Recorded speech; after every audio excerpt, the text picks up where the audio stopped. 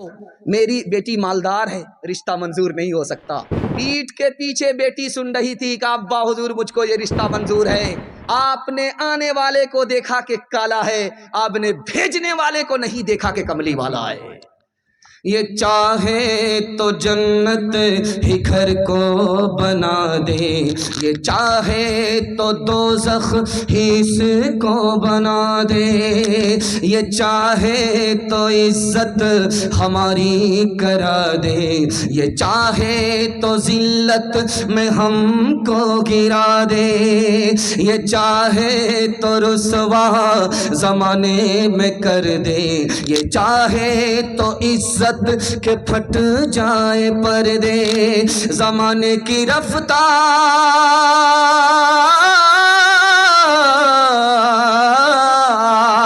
زمانے کی رفتار یہ کہہ رہی ہے، صدا چار جانب سے یہ آ رہی ہے کہ تعلیم نسواں ترقی کا در ہے، کہ تعلیم نسواں ترقی کا سر ہے۔ ہاتھ اٹھائیے، وعدہ کیجئے بیٹی کو پڑھائیں گے انشاءاللہ، بیٹے کو جھولے پر بیٹی کو چولہے پر بٹھائیں گے۔ ہاتھ اٹھائیے انشاءاللہ۔ خیر ماشاءاللہ، ہم تو بیدار کر کے چھوڑیں گے، اگر بیدار نہیں ہوئے جنازہ پڑھ کر کے چھوڑیں گے۔ چوتھا پیغام بڑا خوبصورت تیزی کے ساتھ نکل جائے گا، اس کو بہت دھیان سے سنیے گا۔ میں نے دیکھا مردوں کے پنڈال میں لوگ کم ہیں اور کچھ لوگ آگ جلا رہے ہیں، پتہ نہیں شمشان گھاٹ بنا دیں گے اس کو کیا۔ اللہ اکبر، وہ کیسی آگ ہے ختم ہونے کا نام ہی نہیں لے رہی۔ جنریٹر کا تیل ختم ہو گیا لیکن وہ تیل ختم نہیں ہوا۔ اللہ سلامت رکھے ہمارے جوانوں کے حوصلے کو، اس کی حرارت کو۔ ایمان کے حوالے سے، عورتوں کے حوالے سے پیغام سنانے کے لیے جا رہا ہوں، بہت دھیان سے اس کو سنیے گا، یہ پورے جلسے کا خلاصہ ہے۔ اگر آپ نے اس کی حفاظت کر لی، میں گارنٹی لیتا ہوں یہ جلسہ ہمیشہ کے لیے ہم سب کو کامیاب کر دے گا۔ دھیان سے سنیے گا۔ ہندوستان میں 3 لاکھ مسلمان عورت بھاگ گئی، آبرو الگ گئی، ایمان الگ گیا۔ جانتے ہیں کیوں؟ 3 وجہ سے۔ باپ نے جوان بیٹی کو اسکرین ٹچ موبائل دے دیا اور بے خبر ہو گیا، سونے گھر میں بکری سواسن۔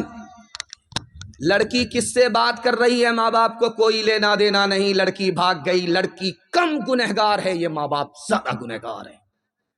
ماں باپ کو جوش ہوا کہ پڑھائیں گے بیٹی کو، بہت اچھی بات، لیکن ہوش نہیں رہا، آنکھ کھول کر کے دیکھا نہیں کہ یہ لڑکے کا اسکول ہے، لڑکی کو داخل کر رہے ہیں۔ لڑکے کے اسکول میں لڑکی کو داخل کیا، آوارہ لوگوں کے چکر میں لڑکی پڑ گئی، بھاگ گئی، ایمان الگ گیا، آبرو الگ گئی۔ وہ لڑکی کم گنہگار ہے، ماں باپ زیادہ گنہگار ہے۔ لوگوں نے نکاح کی عبادت کو تجارت بنایا۔ اس دور میں سب سے مہنگی اگر کوئی تجارت ہے، نکاح کی تجارت ہے۔ بیٹا انگوٹھا ٹیک ہے، چھچندر ہے، باپ سر پہ چمبیلی کا تیل لگا رہا ہے۔ قربانی کے مارکیٹ میں مال اتنا مہنگا نہیں جتنا یہ مال مہنگا ہے۔ جاہل سے جاہل کے لیے تلک کا الگ مطالبہ ہے، گاڑی کا الگ مطالبہ ہے، سامان کا الگ مطالبہ ہے، سب نقد، کوئی ادھار نہیں۔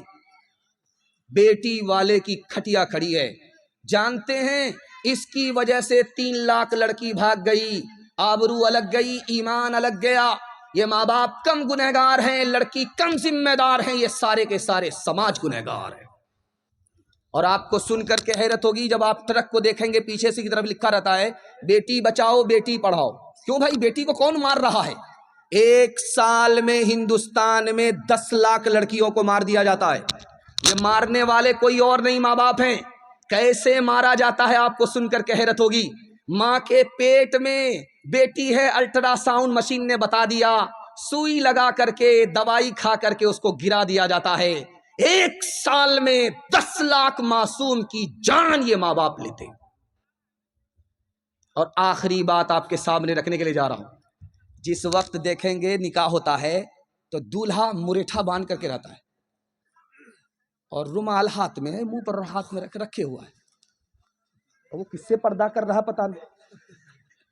دیکھتا آنکھ سے سب کچھ ہے لیکن منہ سے بولنا نہیں رہا۔ اور اس کا باپ بیٹھا ہوا رہتا، باپ بیٹے کی طرف سے وکیل بن جاتا ہے۔ تو لڑکی والا پوچھا کہ حاجی صاحب آپ کا لڑکا ہے، میری لڑکی ہے، نکاح ہو رہا، کوئی ڈیمانڈ تو نہیں؟ کہ استغفر اللہ پڑھیے، مکہ سے ہم آئے، ہم یہی کام کرنے کے لیے آئے۔ اللہ نے سب کچھ دے رکھا ہے، لیکن اگر 4 چکا دے دیجیے گا تو کیا فرق پڑے گا؟ آپ ہی کی بیٹی آئے گی اور آپ ہی کی بیٹی جائے گی۔ کتنا بڑا سیانہ ہے، کام بھی نکالنا چاہ رہا، بدنام بھی نہیں ہونا چاہ رہا۔ ایک بھومیار تھا، دنیا کو ٹھگ کر کے جا رہا تھا، بیٹا سے بولا فرشتہ کو 1 منٹ میں ٹھگ لیں گے۔ بیٹا بولا کہ فرشتہ کو کہا 1 منٹ میں؟ کہا جب میں مر جاؤں مجھ کو پرانی قبر میں دفن کرنا، نہیں قبر میں دفن مت کرنا۔ بولا کہ ابا پرانا نیا مردہ نہیں قبر میں جاتا، آپ پرانی قبر میں کیوں؟ کہا جب پرانی قبر میں دفن کرو گے فرشتہ پوچھنے کے لیے آئے گا تو چکما دیں گے، ابھی تو پوچھ کر کے گئے تھے، کیا بار بار دماغ خراب کرنے کے لیے آ گئے؟ دل پر ہاتھ رکھ کر کے آپ بتائیے، یہ جو گاڑی ملی ہے کس کو ملی ہے؟ بیٹی داماد کو۔ یہ سامان ملا ہے کس کو؟ بیٹی داماد کو۔ یہ بھینس ملی ہے کس کو؟ بیٹی داماد کو۔ اس بانر باپ کو کیا ملا؟ نانا کی ہنڈی۔ یہ دوسرے کی دنیا بنا رہا ہے، اپنی آخرت برباد کر رہا ہے، دوسرے کے چکر میں جہنم میں جا رہا۔ ہاتھ جوڑ کر کے میں آپ سے کہتا ہوں، بیٹے کا سودا نہیں کرنا ہے، یہ دنیا والے کیا دیں گے؟ آپ غریب پر مہربان ہو جائیے، خدا آپ پر مہربان ہوگا۔ ہاتھ اٹھائیے، وعدہ کیجئے فری میں شادی کریں گے انشاءاللہ، اور فری میں ملا تو چھوڑیں گے نہیں، ہاتھ اٹھائیے انشاءاللہ۔ او دنیا والو چھوڑ دو عادت جہیز کی،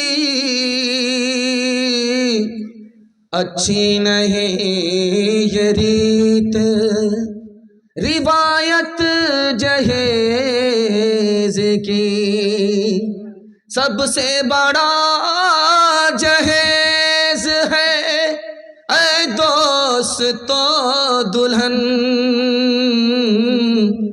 پھر اس کے بعد کچھ نہیں قیمت جہیز کی۔ بتاؤ کیسے بچے ایمان، بتاؤ کیسے بچے ایمان، رسم تلک اب عام ہوئی ہے، کام ہے کتنا گندا، لڑکی والوں کے ہی گلے میں لگ جاتا ہے پھندا، بیچ رہے ہیں یہ لڑکے 2 پیسوں میں ایمان، بتاؤ کیسے بچے ایمان، بتاؤ کیسے بچے ایمان۔ بات ہوئی تھی 200 باراتی، منگنی میں بس 30، کھانے میں جب گنتی ہوئی تو نکلے 420، بے دعوت کے کھاتے کیوں ہیں یہ زائد مہمان، بتاؤ کیسے بچے ایمان، بتاؤ کیسے بچے ایمان۔ پردے کے پیچھے ہماری ماں اور بہنیں قبولیت کی گھڑی میں آپ جلسہ سن رہے ہیں، ہماری آپ کی دعا ان کے حق میں قبول ہو جائے، اللہ ان کی آبرو اور ایمان کی حفاظت فرمائے۔ سننے کے لیے تیار ہیں؟ پردے کے حوالے سے ہاتھ اٹھا دیجئے انشاءاللہ۔ بہن سے زیادہ سالی پر مہربان ہوں گے، ہاتھ اٹھائیے انشاءاللہ۔ خیر دیکھ رہے ہیں سب نظر آ رہا ہے، یہ رات کے اجالے میں سب نظر آ رہا ہے۔ دایاں بایاں کون جا رہے ہیں؟ وہ کنیا کے بھی ماموں ہیں، دلہا کے بھی ماموں، دونوں طرف سے ہاتھ اٹھا رہے ہیں۔ خیر اللہ سلامت رکھے۔ ایک نقطے کی بات ڈس بریک مار کر کے ہماری طرف توجہ کیجئے، 5 منٹ کا صرف آپ کا جلسہ باقی رہ گیا، 5 منٹ میں جلسہ مکمل ہو جائے گا، دعا بھی ہو جائے گی اور آپ چلے بھی جائیں گے۔ آپ کو مبارکبادی دے رہا ہوں، یہ پہلا جلسہ ہے کہ اتنی بیداری کے ساتھ اتنے وقت میں اتنے سارے مقرر کو سننے کے بعد بھی زندہ ہے۔ دل سے دعا کرتا ہوں اللہ آپ کے ضمیر کو زندہ فرمائے۔ دھیان سے سنیے گا، موتی ہوتا ہے سونا سے بھی بڑھ کر کے، چاندی سے بھی بڑھ کر کے۔ موتی سونا سے زیادہ قیمتی، چاندی سے زیادہ قیمتی کیوں ہوتا ہے؟ کہ موتی کے اندر پانی ہوتا ہے، وہ پانی جب تک موتی کے اندر ہے موتی سے زیادہ قیمتی نہ سونا ہوتا ہے نہ چاندی۔ لیکن موتی کا پانی اگر موتی سے نکل جائے تو اس موتی کی کوئی قیمت نہیں، پھوٹی کوڑی میں کوئی نہیں لیتا۔ عورت کے اندر جب حیا ہوتی ہے تو دنیا کی سب سے بڑی دولت ہوتی ہے، عورت کے مقابلے میں دنیا کی کوئی دولت نہیں ہو سکتی۔ اور جیسے موتی کا پانی موتی سے نکل گیا، عورت کے اندر سے حیا اور شرم نکل گئی، وہ دنیا کی کوئی قیمت نہیں ہوتی، اس کی دنیا میں کوئی قیمت نہیں ہوتی، دنیا کی سب سے بڑی مصیبت ہوتی ہے۔ مجمع بیٹھا ہے مردوں کا، سونا پہن نہیں سکتے، انگوٹھی زیور پہن نہیں سکتے، سونے کے ہار سونے کا پہن نہیں سکتے، عورت پہن سکتی ہے، لیکن بہت ساری عورت سونا پہننے کے بعد بھی عذاب اٹھا رہی ہے۔ سونا تو پہنا ہے 35-40 ہزار کا، لیکن زکوٰۃ نہیں دے رہی ہے، سونا پہننے پر بھی عذاب ہوگا۔ سونا پہننے سے پہلے کونے کو پکڑ کر کے رکھی ہوئی تھی، کونے سے باہر نہیں نکلتی تھی. جیسے ہی سونا پہنایا کونے سے باہر نکل گئی، نمائش کر رہی ہے. سونا پہننے پر بھی عذاب ہوگا. سونا پہننے سے پہلے سر جھکا کر کے چلتی تھی، جیسے ہی سونا پہنایا اب سر اٹھا کر کے چل رہی ہے، ایسا لگ رہا کہ جبریل کو دیکھ رہی ہے، آسمان سے وہی لے کر کے آ رہا. اس عورت کو سونا پہننے پر بھی عذاب ہوتا ہے. ٹرین میں انگریز سفر کر رہا تھا، شیخ الاسلام کا سفر ہو رہا تھا، دعا کیجیے اللہ ان کی قبر کو نور سے بھر دے. انگریز بولا مجھ کو مسلمان مرد پسند ہے، مسلمان عورت پسند نہیں ہے. تو حضرت نے پوچھا کیوں؟ کہا اس لیے جیسے کہ کفن میں مردہ لپٹا ہوا ہوتا ہے، برقعے میں عورت لپٹی ہوئی ہوتی ہے، مسلمان عورت مجھ کو پسند نہیں. حضرت نے کوئی جواب نہیں دیا. چاقو نکالا، دوسری جیب سے نیبو نکالا، نیبو کو کاٹا اور اس کا رس نکال کر کے شربت بنایا. انگریز دیکھ رہا ہے، جب پینے لگے تو کہا میں تو اپنا شربت پی رہا ہوں اور نیبو کٹنے کی وجہ سے آپ کے منہ میں جو پانی آیا، شربت آیا، وہ آپ پی جائیں.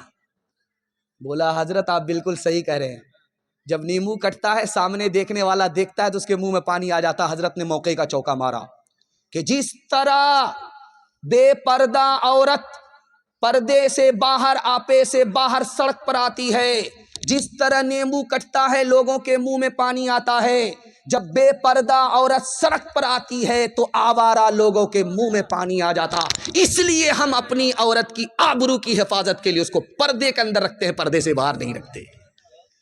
اگر عورتوں کی یہ حالت رہے گی کبھی زندگی میں نہ راحت رہے گی، کبھی زندگی میں نہ راحت رہے گی. کوئی ننگے سر جا کے بازار ٹہلے، شریعت سے کب تک بغاوت رہے گی. نماز اور روزے کی فرصت نہیں ہے، بتاؤ یہ کیسے سلامت رہے گی، بتاؤ یہ کیسے سلامت رہے گی.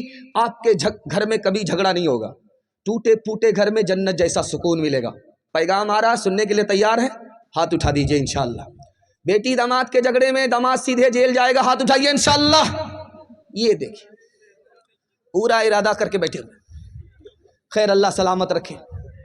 نکاح ہوا، نکاح ہو گیا، لڑکی ایک طرف بیٹھی، لڑکا ایک طرف بیٹھا. لڑکی کو اللہ کے رسول نے صرف ایک نصیحت کی، لڑکا کو ایک نصیحت کی، زندگی میں کبھی جھگڑا نہیں ہوا، کبھی لفڑا نہیں ہوا. وہ نصیحت کیا تھی؟ جو آپ کے کام آ جائے، آپ کا ٹوٹا پھوٹا گھر جنت جیسا بن جائے. لڑکی سے اللہ کے رسول نے کہا جس لڑکے سے تمہارا نکاح ہوا ہے یہ دولہا ہی نہیں ہے، تمہارے لیے دوزخ بھی ہے، تمہارے لیے جنت بھی ہے. اگر یہ خوش رہا، تمہارا انتقال ہوا، سیدھے جنت میں جاؤ گی. اگر یہ ناراض رہا، اس کی نافرمانی کے نتیجے میں سیدھے دوزخ میں جاؤ گی. اس کو صرف دولہا مت سمجھنا، یہ تمہارے لیے دوزخ بھی ہے، یہ تمہارے لیے جنت بھی ہے. اس نصیحت کا اثر اس لڑکی پر ہوا، زندگی میں کبھی جھگڑا نہیں ہوا. لڑکے کو نصیحت کی، دیکھو جس لڑکی سے تمہارا نکاح ہوا ہے یہ تمہارے لیے دلہن ہی نہیں ہے، اس کی قربانی تم سے زیادہ ہے. کہا یا رسول اللہ کماتے ہم ہیں، پسینہ ہمارا چھوٹتا ہے تو بیٹھ کر کے رانی کی طرح کھاتی ہے، اس کی کیا قربانی ہے؟ تو اللہ کے رسول نے سمجھایا، نکاح سے پہلے اگر تم سے کہا جاتا نکاح ہونے کے بعد ماں باپ کو چھوڑنا پڑے گا، خاندان کو چھوڑنا پڑے گا، رشتہ دار کو چھوڑنا پڑے گا، تو کنوارے رہ جاتے، نکاح نہیں کرتے. قربان جاؤ اس لڑکی کے اوپر کہ تم سے کیا نکاح ہوا، تمہاری خاطر سب کچھ قربان کر دیا. ماں باپ کو الگ چھوڑا، رشتہ دار کو الگ چھوڑا، خاندان کو الگ چھوڑا. اس کی قربانی کو جب تک یاد رکھو گے سکون سے زندگی کاٹو گے.